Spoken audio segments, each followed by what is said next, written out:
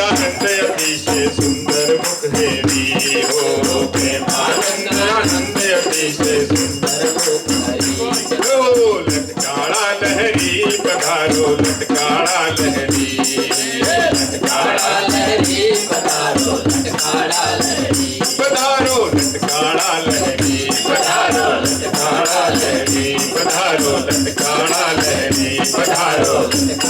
लहरी पधारो लटकाड़ा लहरी पधारो लटकाड़ा लहरी पधारो लटकाड़ा लहरी पधारो लटकाड़ा लहरी पधारो लटकाड़ा लहरी पधारो लटकाड़ा लहरी।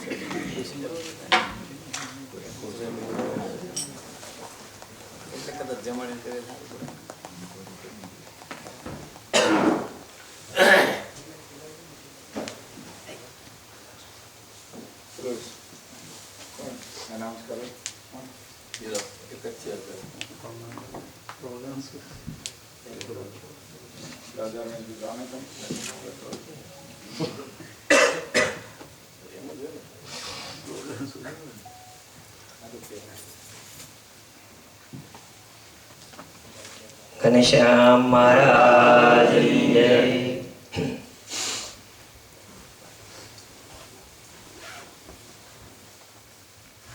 પૂર્ણ પુરુષોત્તમ શ્રી સ્વામિનારાયણ ભગવાન એ અસીમ કૃપાથી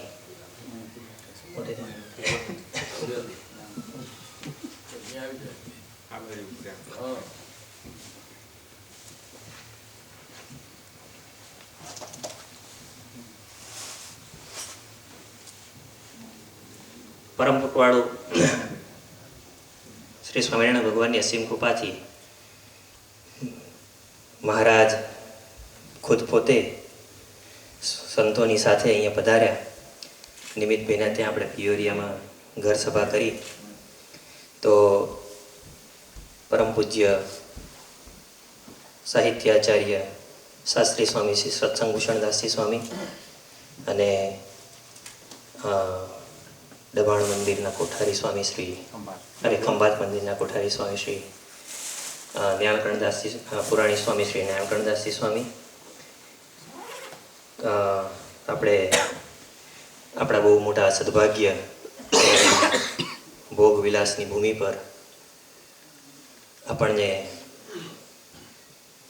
ભગવાનનું મૂર્તિનું સાચું સુખ મળે એના માટે થઈ અને સંતો જો આપણા દેશમાં કહેવાય કે પુરાણોમાં અને શાસ્ત્રોમાં કહેલું છે કે આપણે ગંગા કિનારે કે વનમાં જઈને ભગવાનની આરાધનાને એવું કરીએ તો આ તો ઘેર બેઠા આપણને ગંગા મળી એવા આપણને મહારાજની આજ્ઞા સાંગો પાંગ પાડે છે એવા સંતો આપણા આંગણે પધાર્યા. તો આપણે સૌથી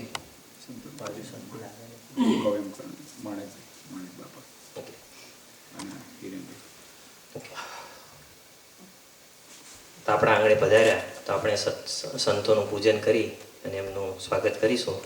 તો માણેક દાદા આવી અને પેલા શાસ્ત્રી સ્વામીનું પૂજન કરશે.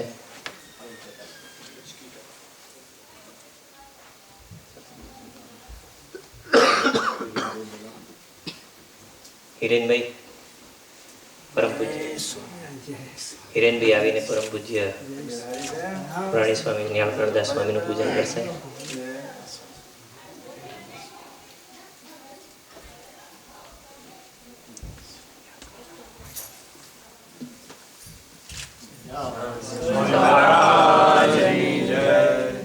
હવે આપણે બધા જેને કાગડોળે ક્યારના રાહ જોતા હતા અને કીર્તન ભક્તિમાં મશગુલ હતા તો વધારે સમય નહીં લેતા આપણે પરમ પૂજ્ય જ્ઞાનકર્ણદાસને વિનંતી કરીશું કે આપણને ભગવાનની મૂર્તિનું સાચું સુખ મળે એના માટે કંઈ આપણને આશીર્વચન આપશે.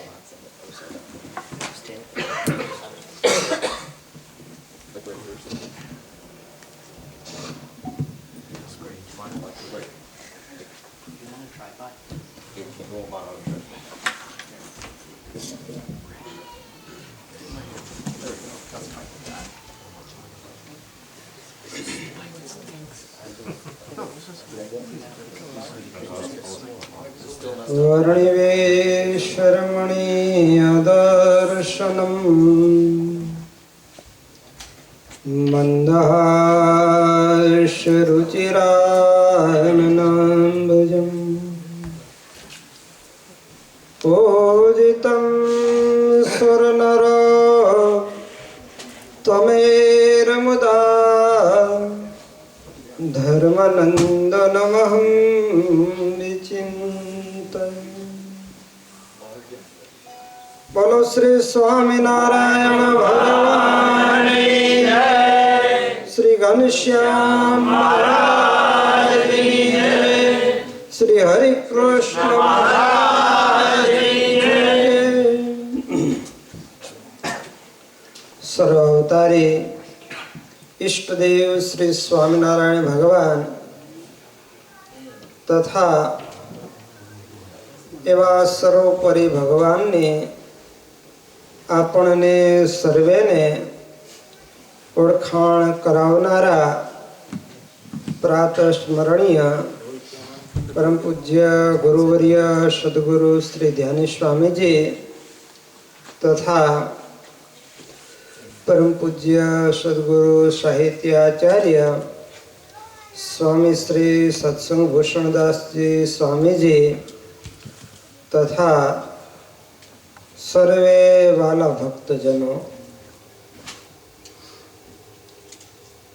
આપણા સર્વેના અતિ મોટા ભાગ્ય છે કે આપણને ભરતખંડને વિશે દુર્લભ એવો મોક્ષના દ્વારભૂત આ મનુષ્યનો દેહ પ્રાપ્ત થયો છે.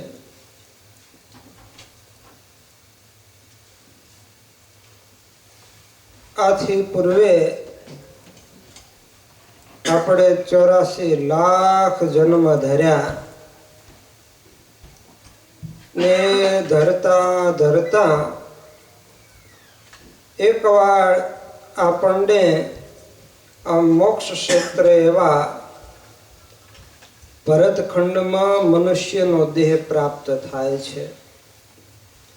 એ દેહ કરી ને આપણે જો ભગવાનના સાચા એકાંતિક સત્પુરુષનો આશરો કરી ભગવાનનો ભક્તિ કરીએ તો આપણા જીવાત્માનો મોક્ષ થઈ જાય. ને જો એમ ન કરીએ તો વળી પાછો આપણે પુનરપી જન્મમ પુનરપી મરણમ પુનરપી જનનીમ જઠરે શયનમ, વળી પાછું આપણે જન્મ મરણ એવા 184 ફેરામાં અને માતાના ઉદરમાં ગર્ભવાસમાં જવું પડે, વળી અપાર દુઃખો ભોગવવા પડે. માટે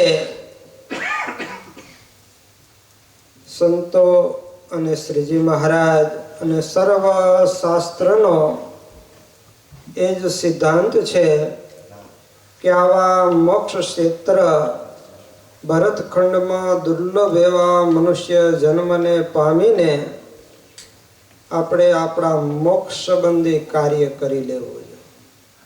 ભલે તમે બધા મોટા ભાગે ભરતખંડને વિશે મોક્ષ ક્ષેત્રમાં જન્મને પામ્યા અને પ્રારબ્ધે કરીને કે ભગવત ઈચ્છાથી તમે બધા આ અમેરિકા દેશમાં આવ્યા, પણ ભલે આપણે અમેરિકામાં હોઈએ કે ઇન્ડિયામાં હોઈએ, પણ આપણે જો ભગવાનની ભક્તિ ભજન સત્સંગ બરાબર કરી અને ભગવાનના સાચા સંતને આપણે દ્રઢ આશરો રાખી અને એનું જો ભગવાનનું ભજન કરીએ તો આપણા જીવાત્માનો જરૂર મોક્ષ થઈ જાય છે. પ્રથમ પ્રકરણના 54મા વચનામૃતમાં મુક્તાનંદ સ્વામીએ મહારાજને પ્રશ્ન પૂછ્યો કે મહારાજ, આ જીવને ભાગવત ધર્મનું પોષણ કેમ થાય અને મોક્ષનું દ્વાર કેમ ઉઘાડું થાય? ત્યારે એના ઉત્તરમાં પણ મહારાજે એ જ કહ્યું કે ધર્મ, જ્ઞાન, વૈરાગ્ય અને મહાત્મ્ય સહિત ભક્તિ યુક્ત એવા સાચા એકાંતિક સંતના પ્રસંગ થકી આ જીવાત્માને મોક્ષનું દ્વાર ઉઘાડો થાય છે ને ભાગવત ધર્મનું પોષણ પણ એના થકી જ થાય છે. તે ભગવાન કપિલ દેવજીએ પણ કપિલ ગીતાને વિશે કહ્યું છે કે પ્રસંગ મજરમ પાશમ આત્મન કવિયો વિદુઃ સૈવ સાધુ સુકૃતો મોક્ષ દ્વારમપાવૃતો. કહેતા આ જીવાત્માને આ દેહ અને દેહના સગા સંબંધીને વિશે જેવો દ્રઢ પ્રસંગ છે, જેવો હેત છે, એવો જો દ્રઢ પ્રસંગ જો ભગવાનના સાચા એકાંતિક સત્પુરુષ જે 30 લક્ષણયુક્ત સાચા સંત છે એને વિશે થાય તો એના થકી આ જીવને ભાગવત ધર્મનું પણ પોષણ થાય અને મોક્ષનું દ્વાર પણ એના થકી જ ઉઘાડું થાય. ભાગવત ધર્મ કેતા ભગવતા ઉદિતા ઇતિ ભાગવત.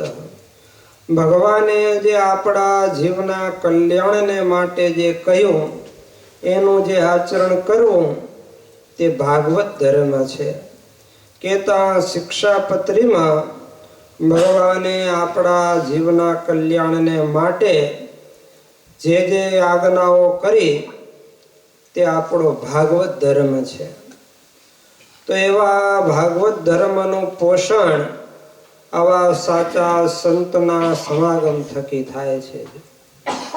તમે બધાએ આ અમેરિકા જેવા દેશમાં રહી આવું ભગવાનનું ભજન, ભક્તિ, સત્સંગ કરો છો, આ ભગવાનના નિયમોનું પાલન કરો છો, તો એનું મૂળ કારણ સદગુરુવર્ય ધ્યાની સ્વામી જેવા સત્પુરુષનો તમને આશરો થયો, એને વિશે તમને બધાને હેત થયો.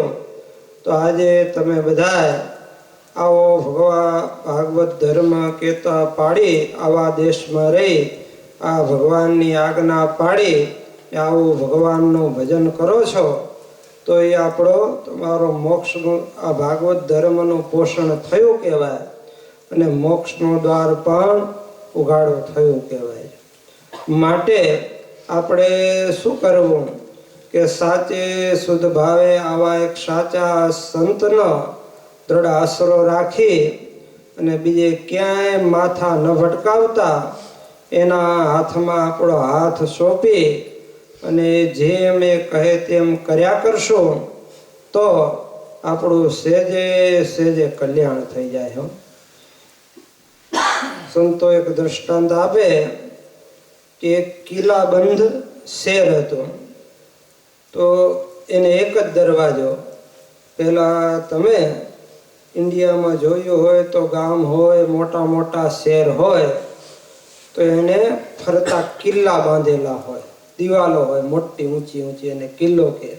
એ ઘરને, એ ગામને, શહેરને જેવું નાનું મોટું ગામ, ક્યાં એક દરવાજો હોય, ક્યાં 2 દરવાજા હોય, ક્યાંય 4 દરવાજા હોય. તો એવી રીતે રાત પડે એટલે આખા ગામના દરવાજા બંધ થઈ જાય. ચોકીદાર દરવાજે બેઠા હોય તો એ ગામથી બારે જવું હોય તો પણ રજા લઈને જવાય, ને આવવું હોય તો પણ એની રજા વગર કોઈ આવી શકે નહીં. એટલે આવું કિલ્લાબંધ એક ગામ હતું અને એક જ દરવાજો. એમાં એક આંધળો માણસ એને આ દરવાજાથી બહાર નીકળવો હતો. તે દિવાલના ટેકે ટેકે ચાલ્યો જતો હતો. એવામાં એક સંતની એના ઉપર દ્રષ્ટિ પડી. અરે સુરદાસ, તમારે ક્યાં જવું છે? આ શહેરથી બહાર જવું છે? હા, મારે આ શહેરનો બહાર જવું છે. ત્યારે સંત કહે છે, ભાઈ આવો સુરદાસ, તમે મારો હાથ પકડી લો, હું તમને આ શહેરથી બહાર તમને જ્યાં જવું હોય ત્યાં બહાર મૂકી દઉં.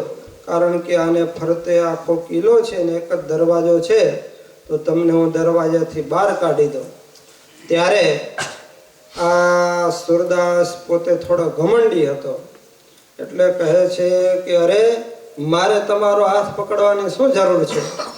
હું તો મારી મેતે આ દરવાજાથી બહાર નીકળી જઈશ, આ દિવાલના ટેકે હાથ દેતો દેતો ચાલે જઈશ, તો મારી મેતે દરવાજો આવશે એની મને ખબર પડી જશે ને હું દરવાજાથી બહાર નીકળી જઈશ. ત્યારે સંતે તો એને સમજાવ્યું કે મારી ફરજ હતી, છતાં સુરદાસ જેવી તમારી મરજી.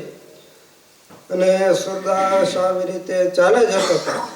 તો ચાલતા ચાલતા જ્યાં દરવાજે પહોંચ્યો ને, તો ગામ આખાનો ઉકેડો ત્યાં ભેગો થતો દરવાજે. એટલે ત્યાં ઘણા મચ્છરિયા અને જીવજંતુ થાય.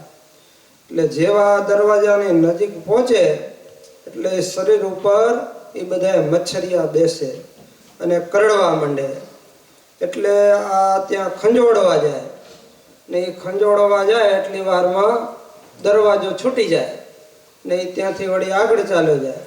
એમ કરતા કરતા એ ત્યાં ફરતો જ રહ્યો, પણ દરવાજો આવી શક્યો નહીં અને એમાંથી બહાર નીકળી શક્યો નહીં. તો એ તો દૃષ્ટાંત છે. એના સિદ્ધાંતમાં સંતો કે આપણે શું લેવાનું કે આ 84 લાખના જન્મ રૂપિયા કિલો છે અને એમાં જીવાત્મા ઘણા સમયથી ભટક્યા કરે છે. કોઈ એને સાચા સંતનો આશરો મળ્યો નથી, એટલે આ જીવ વળી પાછો જન્મ મરણના ફેરામાં ધકેલાયા કરે છે. પોતાની મેળે તો એ ઘણા સાધન કરે, અને સાધન કરી કરીને મરી જાય તો પણ જો સાચા સંત કે ભગવાન ન મળે તો આ જીવનો મોક્ષ થાય નહીં. મોક્ષના દાતા તો કાં ભગવાન અને કાં ભગવાનના સાચા સંત, આ બે જ છે. જો મહારાજ કે ભરતજીનું આખ્યાન જેવું ભાગવતજીમાં ચમત્કારી છે એવું તો બીજું કોઈ આખ્યાન ચમત્કારી નથી. એ ભરતજી આખી પૃથ્વીના ભારત દેશના ચક્રવર્તી સમ્રાટ હતા અને ભગવાન ઋષભદેવજીના પુત્ર હતા. તો પોતાનો મોક્ષ મેળવવા માટે, ભગવાનને રાજી કરવાને માટે આ ભરતખંડનું રાજ્ય મૂકી અને ચાલી નીકળેલા હો. અને ત્યાં ગંડકી નદીના કિનારે જઈ પુલાશ્રમમાં આખું તપ કરતા, પણ એક મૃગના બાળકમાં દયા કરીને હેત થઈ ગયું તો એને ફરી પાછો મૃગનો જન્મ આવ્યો. ને સંત તુલસીદાસજીએ લખ્યું કે એક મૃગ કે કારણ ભરત ધરી તિન દે, તો તુલસી ઉનકી ક્યાં ગતિ જો ઘર ઘર કરતા સને.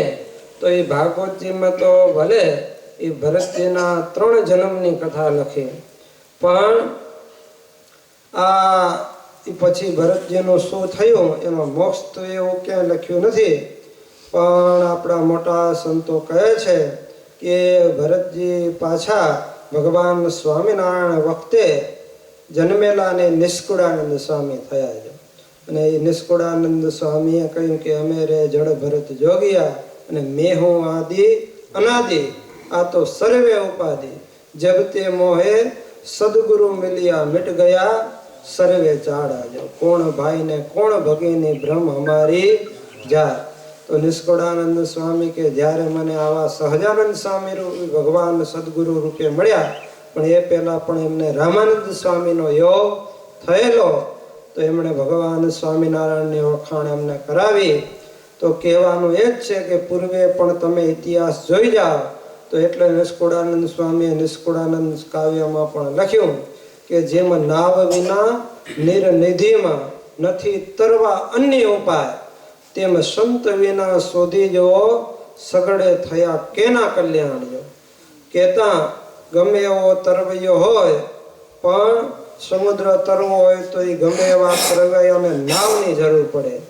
એમ ગમે એવો શ્રદ્ધાવાન હોય, બળવાન હોય, ઘણા જપ તપ તીરથ વ્રત સાધન કરતો હોય, પણ જો સાચા સંતનો આશરો ન હોય ને તો આ કામ ક્રોધ લોભ, આ સ્નેહ માન, આ ઈર્ષા બધા મચ્છરિયા બહુ ભયંકર છે. એ આ જીવને ગમે ત્યારે કરડી ખાય ગમે એ રૂપે. માટે જો સાચા સંતનો આશરો હોય તો ભલે આમ તો મહારાજે વચનામૃતમાં એમ પણ કહ્યું કે ભરતજીને એવું પ્રારબ્ધ હતું, પણ મહારાજે એમ કહ્યું કે જો સાચા સંત મળે અને એનો દ્રઢ આશરો કરે અને એની સાથે આવો હેત કરે તો એનું ગમે એવું ભૂંડું પ્રારબ્ધ હોય તો પણ નાશ પામી જાય અને પરમ પદને પામી જાય. એવો આ ભગવાનના સાચા સંતના આશરાનો પ્રતાપ છે. માટે આ તમે બધાએ પણ આવા અમેરિકા જેવા દેશમાં રહી અને આવું ભગવાનનું ભજન કરો છો ને આવા સાચા સદગુરુનો યોગ મળ્યો છે, તો હવે એનો દ્રઢ આશરો રાખી ને જેમ કહે તેમ કરવું. આશરાનું સ્વરૂપ કીધું તો કે સર્વ ધર્માન પરિત્યજ્ય મામેકમ શરણં ભજ અહમ તમ સર્વ પાપેભ્યો મોક્ષિષ્યામિ મા શુચ. કહેતા ભગવાને જેમ અર્જુનને કહ્યું કે તું તારા મનના માનેલા ધર્મ બધાય મૂકી દે, એક મારા જ શરણને પામ તો હું તને બધા પાપ થકી મુક્ત કરીને મોક્ષ અપાવીશ. તો એવી રીતે બધા સાચા ભાવે ભગવાનના સંતના શરણે જવું. તો એ અર્જુને કહ્યું કે કરીશે વચનમ ત્વમ, તો એમાં આપણે પણ આવા સાચા સંતે આપણને જે જે આજ્ઞા કરી છે એ પ્રમાણે આપણે ચાલ્યા જશું. છેલ્લે ભલામણ રૂપે પત્ર પણ લખ્યો છે, તો એ પણ અત્યારે બધા હરિભક્તોને આ વખતે આપવામાં આવશે અને ટૂંક સમયમાં તમારા દરેક સેન્ટરોમાં એ પત્ર વાંચવામાં આવશે.